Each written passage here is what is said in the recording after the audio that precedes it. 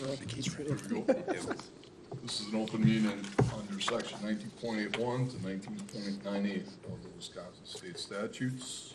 We have. He's on. Oh, I turned you on.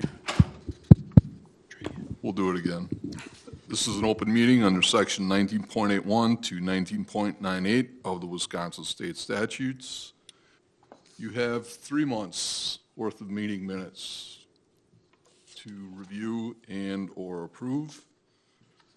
Any need for corrections in any of the minutes that you reviewed? All right, let's take July's minutes first. Do I have a motion to approve them? I'll make a motion. Motion by Commissioner Helms. Second. Oh, go ahead. I'll take the second by Commissioner Klobuchar. All those in favor of July's meeting minutes being approved, say aye. Aye. Aye. Opposed? Those are approved. How about August? I'll motion. Motion by Commissioner McCulloch, Second. second by Commissioner Carroll. All those in favor of approving August meeting minutes, say aye. Aye. Aye. Opposed? Those minutes are approved. And lastly, September's meeting minutes. Anyone? We don't have a quorum for that one, That, oh, based upon who was at that meeting. well, just Todd and I.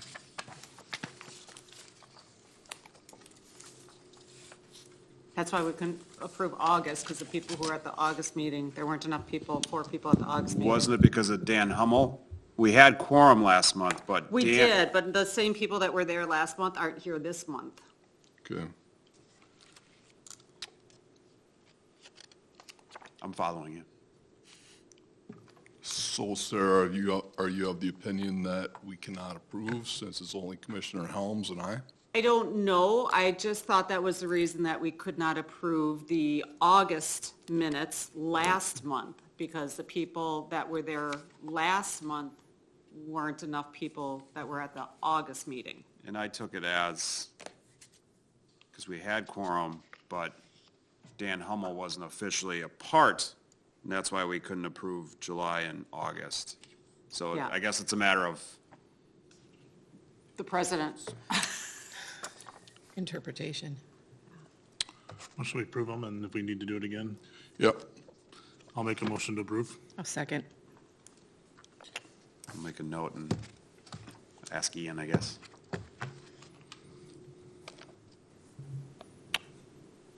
Kate, did you second? I sure did. Let's retract that, please, because you weren't here for September's meeting. Oh, I will, yes. I will second. And all those in favor of approving September's meeting minutes because of Commissioner Helms and my approval, say aye. Aye. Aye. Opposed? Those minutes as well are approved. All right. I need to change my shirt. Monthly staff reports. Staff reports included in your packet. Let me know if there's anything that you have questions on.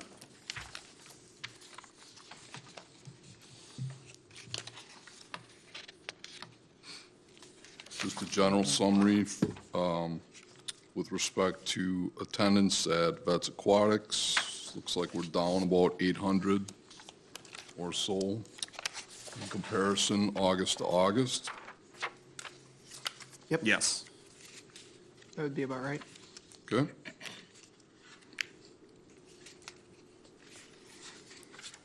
Anyone else notice anything?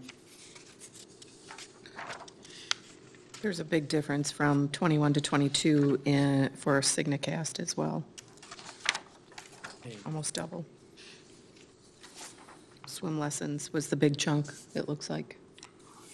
Where we shut down a longer period of time? So for August, we were shut down pretty much 3 to 4 weeks for the recocking project. The swim lesson difference would have been made up in May. You should have seen a higher attendance because we pushed all our sessions up. So we ended up having the same number of sessions as we normally would. It was just they ended earlier for the shutdown. So ultimately, the numbers for Signacast should pan out about the same for annually. Yeah, we had a few fewer instructors, so there might be a little bit of a down in number, but yeah, it should be pretty comparable. Okay. Anything else, anyone?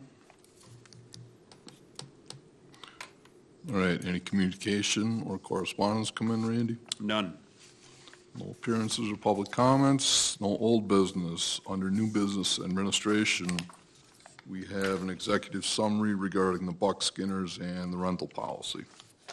So last year, early in the year, 2021, the commission reviewed its agreement with the Buck Skinners, and in that executive summary, it was stated that it should be reviewed annually, so that's why I brought it back here, as the Buck Skinners just had their event this past September.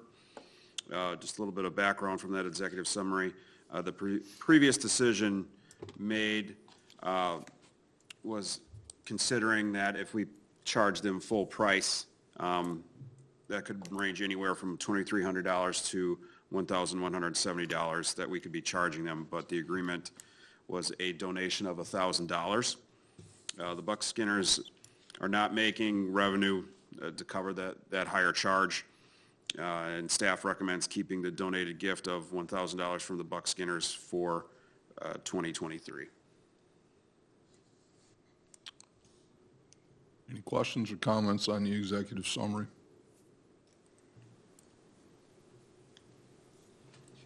In the past, Randy, they paid the normal rental fee.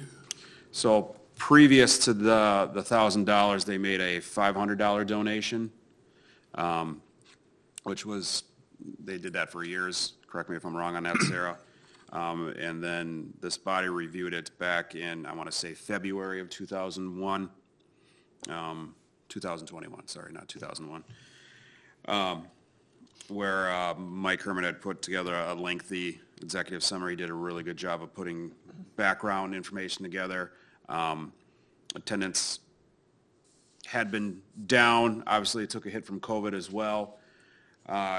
It's felt that there's opportunities for them to, again, make more revenue if they so chose. But again, we still kind of view this as a community service. They still reach out to the schools, invite them down. I don't know how much they're taking advantage of it. I think St. Killian's was one of the bigger users just because they could to walk over there. So they are providing that community service. I know Mayor Mahalik still thinks highly of the event, brought it up at recent council meetings as well. So, but in review, to answer your question, sorry, they doubled their donation is what they called it. They were comfortable with that. We're still comfortable with that $1,000. Again, it's not overly busy that time of year, but still within nice weather where they are taking the park and taking the entire park for a week. And there's certainly added maintenance to the use of the park that staff needs to take care of as well, so you consider that. But overall, I would still recommend the $1,000. Do we fence the park, Randy, or do they have that done? I believe our staff does I that. missed the question, what was that? Fencing of the park, I believe our staff does yeah, that, yeah. I think so too. Okay.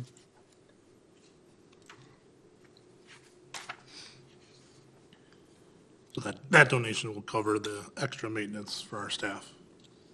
We'll put it towards that, yeah. So, I mean, it goes in our revenue for park rentals. Anyone else? You have an executive summary in hand. Anyone wish to make a motion here? So Todd, would the motion be for $1,000, go with staff recommendation for $1,000? Is that what the, Staff recommends keeping the donation gift amount to $1,000 or approving the group for park rental classification under the school/nonprofit rate, which then requires a rental payment of $1,170. So You can go either way with this, Ken. Right.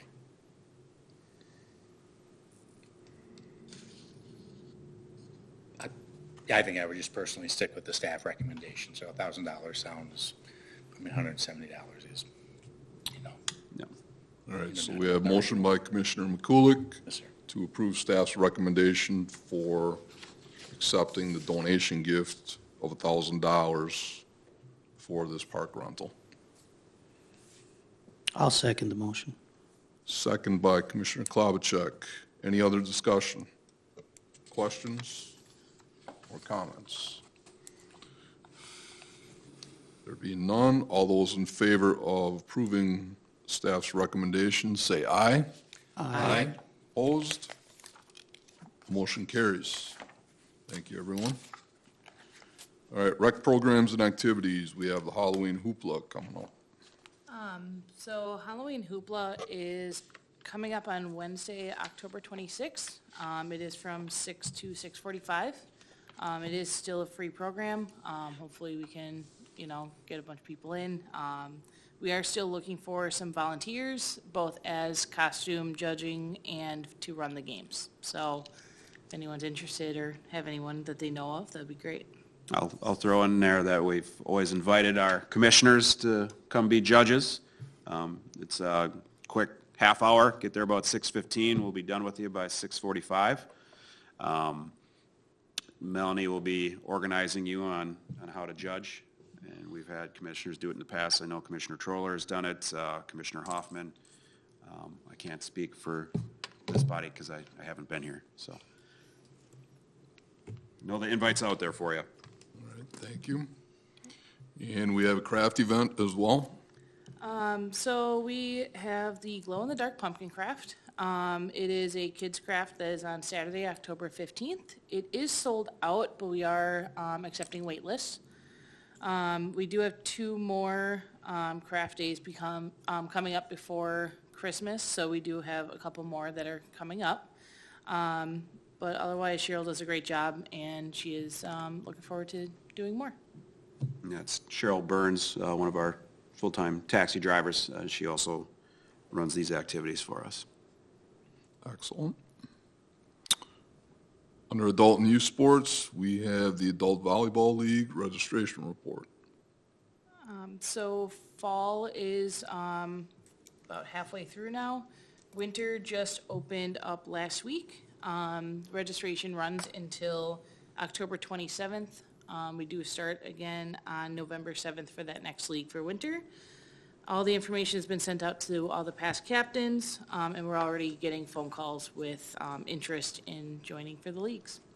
And recently, Melanie and I have looked to replacing our volleyball nets. Admittedly, they were in poor shape, so we researched and purchased a couple of new nets for our teams, and we're also researching replacing our volleyball posts, which are original to the building, so going on 20-plus years. Scott, thanks for your input, because I had asked what the high school had done recently with their renovations. So we're looking to make those improvements to that program and to the facility overall with new equipment. Is that a bigger program than what we have going on right now? The Winter League, yes. Yeah. All right, Saturday sports. We have some events starting on October 22nd. So on October 22nd, we have 4 programs starting. We have Pee Wee basketball, youth basketball, indoor kickball, and Pee Wee football. We do have returning staff as instructors, so they know what they're doing and they're really excited to get going. We have our Pee Wee basketball with 14, youth basketball has 10, indoor kickball with 8, and Pee Wee football with 19. There is still some time to register, and I've been seeing the numbers go up and up every day that I've checked. So we should be ready to rock with some full classes come October 22nd. All right. Under aquatics, we have staff reports on Vex Aquatic Center and some caulk work. So Brian Worth and, well, Tyler actually was aware of it too. We had been losing water, quite a bit of water this summer. Narrowed it down to the joints. The caulk was failing. within the joints. So we had brought in Ron Sutherland to do recaulking for us. So recaulking these joints will help save on water loss, which saves on our utility costs. It's funny because you can already see it working now when there's, we had another project going on that they utilized water, and you can see the water puddling up along the joints, which earlier it would have been going down through the cracks. This wasn't something we had planned to do. We used leftover CIP funds from a project that I'll talk about here momentarily. And this work cost us about $8,850. The money we utilized that for was from Safe Slide Restoration. We had the slides refinished. Actually, that work just completed today. So you might ask, what did they do? What is the refinishing of the slides? Basically, think about waxing your car on a much bigger scale. They came in, they buffed it out. So now the inner of the slide was, it was wearing, it was having some discoloration, so I brought that color back. And they also did crack filling and filling of any of the joints within the slides themselves that were where the gaps were getting too large. So it does look really nice. And so with what we had budgeted for that project, we actually got 2 different projects in. So Nice. Just curious, the caulk on the joints, how long is that supposed to last? you want me to take it? Or? If you know, I would be guessing. Okay. So what we had done, it's kind of a roundabout story. We had talked about using a higher end, which would last longer. I want to say expecting around 5 years out of that. But we decided to go with a lesser caulk, knowing that we're due to repaint the pool next year. So instead of putting in the higher end caulk, we went with the lesser, knowing that we were just going to pull it out anyway for when the pool was going to get repainted. So the lifespan on this one would probably be about half. But I do think Sutherland ended up using some of the higher end anyway because he had it in stock or something along those lines. And it didn't affect the quote price that he had given us. Yep. Keep in mind also, the biggest areas where the caulk was failing was actually in our gutter system. And that was original to the pool. It was also painted over, which generally you don't want to paint over caulk because then the paint dries and cracks and it pulls the caulk with it. So all that was refinished as well. We're exploring options for long-term future as to possibly not using caulk in those seams in the future because they don't expand and contract as much as the ones in the main pool basin, which will hopefully be a more long-term fix. But this will get us through at least until when we do the painting of the pool again. So was it reasonable for the caulk to be failing At this point with the paint on it? The caulk that was in the gutter systems, yes, that's original to the pool, so knowing that 5 to 7 years, I believe, is what normal caulk life is. And usually when you have your painter come in to repaint the pool, which is, we were told by Ron Sutherland, should be done every 5 years, they're gonna redo a lot of the caulking also. So we have about 7 years on this caulk that was in the gutters, which is a big reason why that caulking was failing. Good. All right, we'll move on to Signacast and upcoming swim programs. So our next session of swim lessons is going to start November 5th. We are actually in the process of adding more instructors because as it stands right now, we are already 98% filled for that upcoming session. We will be adding instructors on Monday and Wednesday evenings. We'll actually have 5 instructors in the water on Wednesday nights, which is more instructors than we've had since I've been here, which is awesome. And we expect those to fill. We have wait lists in a lot of our classes, so we'll already have a head start on filling those classes as soon as those get entered in. And then they'll go live online in the next week or so, Sarah? By Friday. By Friday. So they'll go live online for anybody to register at that point. Special swims, we have a treasure hunt coming up on Thursday, October 13th from 3:30 to 5:15. Lifeguards will be hiding coins throughout the pool for participants to find, and they can turn them in for various prizes. And then on Friday, October 28th, we have a program starting. This is the third or fourth year of this program with our pumpkin splash. So we'll be looking for pumpkin donations and have pumpkins floating throughout the pool that kids will be able to play with. We'll have games for them to do, and then all the kids can take pumpkins home. That's going to be during our Friday open swim from 6:30 to 8:30 p.m. Thank you, Tyler. We'll move on to parks and staff reports on Centennial Park. So a quick update on Centennial. Work has started again on the wall, if you've been down there. The wall is about half finished, and the work in the difficult area between the post office, parking lot, and the dam is complete. Work should progress work should be progressing faster now. The target date for the wall itself to be completed is the end of the month here, the end of October. And the project itself will continue through pretty much most of the month of November, just with the work in the backfilling itself. Small amounts of the soil have been taken to landfill in the last few weeks. I asked John Griffin, city engineer, what he expects the dollar amount to be on that removal, and he said probably only a few $1,000s. So our previous bill that we had received was about $13,000 worth of contaminated soil that needed to be removed. So the rest that's remaining, he's working with the Washington County Brownfield program to get funding assistance for the investigation and remediation of that soil. So that was good news as well.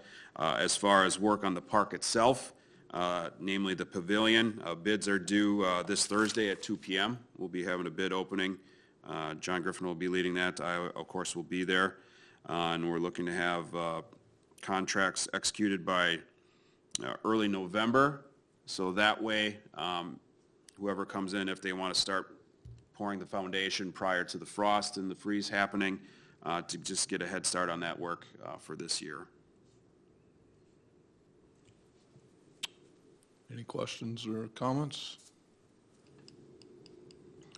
Are we still under a deadline with respect to grant monies or funding?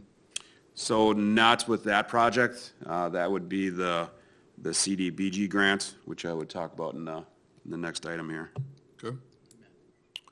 But nothing with respect to that park or? So, I mean, we do have the stewardship grant. We were fronted $175,000 of that grant. We did receive that. It was probably, I don't know, about a month ago, Sarah, do you recall? Yeah. Give or take. Yeah. So we do have that in hand, which is good. I think that's what I Okay. was Yep. referring to. Okay. And then we have Parks Bathroom CDBG grant. Yes, so I guess I should have reread my minutes. Last we left off, that grant will be covering both Woodlawn and Independence bathrooms. We had some conversations with Justin Drew about extra funds, which there's certain portions of that grant that Justin was not able to utilize on his end of things. So originally, we were taking park reserve funds to cover roughly $45,000 of that project. We now no longer will need to do that. So those two projects will be completely funded, almost completely funded by the grant itself.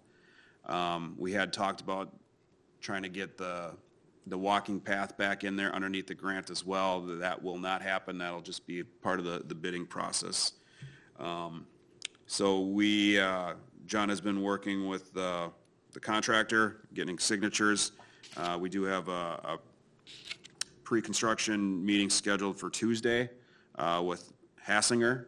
They're going to be the company that's handling this work, and everyone's well aware that this work needs to be completed by the end of the year. All right, and the Parks Project report, which has diminished significantly. We're knocking things off. I don't know that we're doing more than in the past, but just how I show it, I like leaving things on that list and crossing them off so you have an actual visual instead of comparing month to month to see what had been removed. For us, we are now down to 2 of our summer staff. We lost one of our, we did have 3, we lost one. He's no longer able to work the rest of this season, so that leaves us with 1 at 40 hours and 1 at 20 hours. And then just staff itself, we've been consistently working with 2 full-time staff for most of the month of September. Of course, we have 3, so they've been on vacations and whatnot. But beyond that, a couple of things I know we've talked about in the past since I've been here. Sawyer Park, we still have the swing set in hand for that update for that playground. We hope to get that in yet this year. Homestead Park, if you recall that, on our tour, we promised a playground. I am still working on getting quotes on that, and just from the one vendor, and I'm sure this is all vendors that I talk to, we should be able to get this ordered, but we won't expect it in hand this calendar year yet, so it should be, we'll have it installed in '23. Any questions or comments on the reports?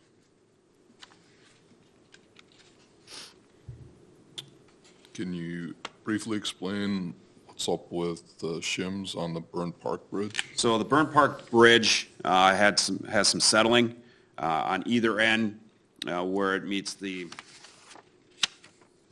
what's the official name? I don't want to say the concrete pieces, the Concrete sidewalk. the abutments, anyway, where it rests on the concrete. We have probably 1 inch to 1.5 inches gap there now from settling. So with the 9/11 events coming up, we had staff put in, call it a shim. It's basically a little triangle of wood that ramps it back up as a temporary means so that it's ADA compliant with a set plan of raising the bridge and putting, for lack of better terms, a metal structure underneath it that'll allow the bridge to kind of balance on that to keep it from settling in the future. Gotcha. And then the block that fell off at, I'm guessing, on the west side of Woodlawn Park? Yes. By the sidewalk there. I believe someone had brought that up, maybe it was the mayor. And I know that's been on our list for a couple months here, so finally had gotten to that, that work as well. We do have a plan for the rest of the willow tree that remains. Staff talked about it, met, and we decided we're going to wait till the winter for it to freeze. Once it's frozen, it should break off more in chunks. So that was plan. Ben Forrester, who's kind of our forester, no pun intended. So that was his suggestion, and we're going to go ahead with that as well. So, Any questions for Randy? All right, any commission requests tonight? Just one question, Randy, quick. Yeah. Did we start an interview process for that position we created that starts in the new year, or? so we're still waiting for the budget to be approved. Okay. As it stands right now, and it has shifted a couple times in the last few weeks as Steve Bokert's trying to balance our budget. Right now, we're expecting that position to become live July 1st.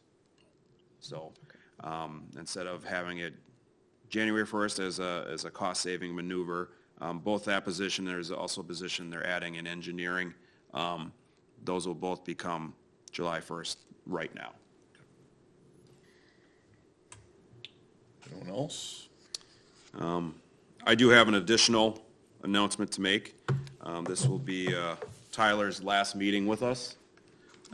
He has been offered and accepted the director's position for Port Washington.